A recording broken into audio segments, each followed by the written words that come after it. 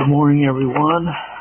It's Tuesday morning, the 26th of December, and Mark is continuing to read through this little booklet, The Manner of the Kingdom by Cleve Brantley, an old school Baptist, wrote this little booklet, and he's ready for page 12 through 14 on this booklet.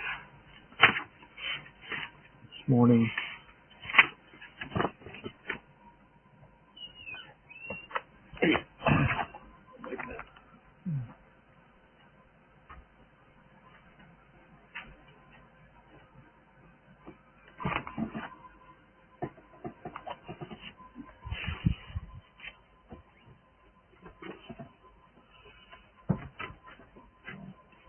The Manner of the Kingdom, page 12 through 14.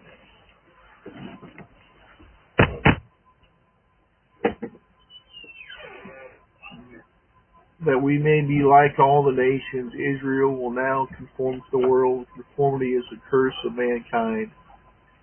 It breeds every ill, from springs all moral, spiritual, political, philosophical, economical, and social heresy and evil to which man is subject.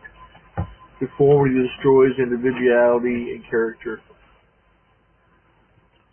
Be not conformed to the world, but be transformed by the renewing of your mind, that ye may prove what is that good, acceptable, and perfect will of God. Romans 12:2. Conformity is insidious. Who dares to be different? We choose the way, and that way is conformity. Human government could not exist without conformity. Is Christianity opposed to conformity? Yes, it is opposed to human government. Yes, what government does Christianity sanction? Government of God, the Lordship of Christ. Can we have both government of God and men, or men of God? Never. Let us state it plainly. No man is a Christian who conforms to the world. No church is a Christian church that conforms to the world. Christians must conform to Christ, Romans 8:29. Regardless of profession or appearance, nothing is Christian what is unlike Christ, and men, government, society, family, churches, and nations are Christian only if they conform to Christ. Men cannot be Christian and something else too. They cannot be communists and be Christians. They cannot be communists and be Christian. They cannot be Democrats, Republicans, Socialists, Masons, or what have you, and be Christian. Nations and governments cannot be both political and Christian, nor can they be ruled by both God and men. It is not possible to serve two masters, God and mammon. Matthew 6:24. The choice of human government is rejected of God, and the choice of God's government must be rejected of human government. The thing displeased Samuel. Literally, it was evil in his eyes. Human government is evil, and the penalty man pays for his sin. It is only because men are sinners that they must be governed. Rid the world of sin, and human government would disappear overnight. The man who bows before God's throne needs no other government. Knowing this, that the law is not made for the righteous man, for lawless and disobedient, for ungodly and for sinners, for unholy and profane, for murderers and fathers and mothers and mothers, for manslayers, for whoremongers, for them that defile themselves with mankind, for men stealers, for liars, for perjured persons, and if there be any other thing that is contrary to sound doctrine, according to the glorious gospel, blessed God. 1 Timothy 1:9-11. Show them the manner of the king that shall reign over them, in chapter 10 and verse 25. This is called the manner of the kingdom. The meaning is the character and nature of the government. Note this well, for it is the character and nature of all government of men evermore. He will take 6 times this phrase is used. He will appoint, he will give, is used an equal number of times. Take the word means to confiscate by force, to steal. Human government is a thief, whatever it is. Whoever has stolen whatever it gets, it must steal. If it is to exist, government has no alternative but to steal, for that is the one way it can obtain anything, and he shall be his servants. Human government is immoral and is a predator, an oppressor, and a liar. There is no moral way for government to obtain anything or to do anything. So every act is immoral. Under any human government, men always lose their freedom. They become slaves of the state. This is unavoidable, for government is never a benefactor. It invariably and always as a slave master. What a terrible price men pay for rejecting the sovereignty and government of God.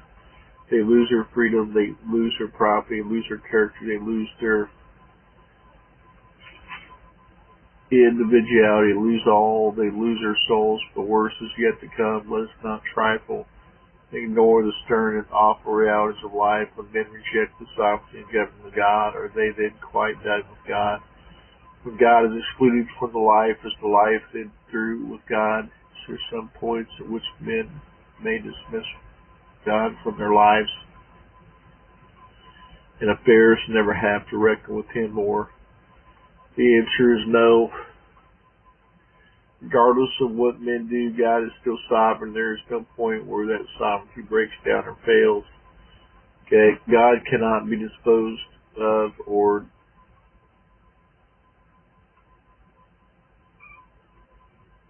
dispensed with. He is not a mere convenience to be used, or not as men choose. God is the one necessity of the universe. Man can never escape the necessity of reckoning with God. You shall cry out in that day because your King, which you shall have chosen you, the Lord will not hear you in that day.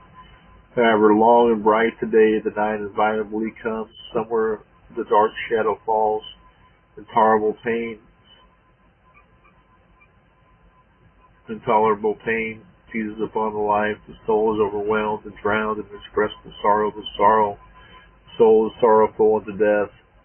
The heart is pierced through with anguish and weeps in the sad loneliness. All friends then fail, and no help can be found anywhere. What then?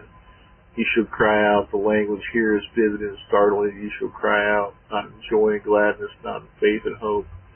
The cry will not be spontaneous. The cry shall be wrung out of you in the bitterness and loneliness of final and utter despair and the dismay of unspeakable and indescribable sadness. The cry shall be forced from you. Prostrate under the yoke of oppression, knowing that all is lost, that can never be regained, you shall cry out. And the Lord will not hear you in that day. No answer will come to anguish, to bitter cry. No angel will come to minister to strength and to comfort. Your cry will be greeted by the silence of broken stave, by the echo of your own hollow and mocking wail. You shall know the unbearable bitterness of being answered by your own cry. A man lives many years to rejoice in them all, yet let them remember the days of darkness. So they shall be many of them that will come with it. So it is Ecclesiastes 11:8.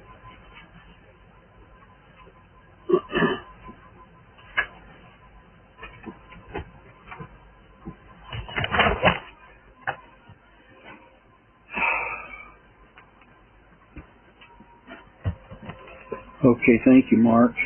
Well, what he's saying here is that if we put anything in our life, prioritize anything over Christ, then it's idolatry, and that includes politics. You know, if you're a Republican or a Democrat, you put more emphasis on your politics than you do Christ, that's idolatry. Or on entertainment, or on education, or even on theological instruction, or traveling, or your career, or anything. That's really what he's saying. May the good Lord be with you today is my prayer. God bless.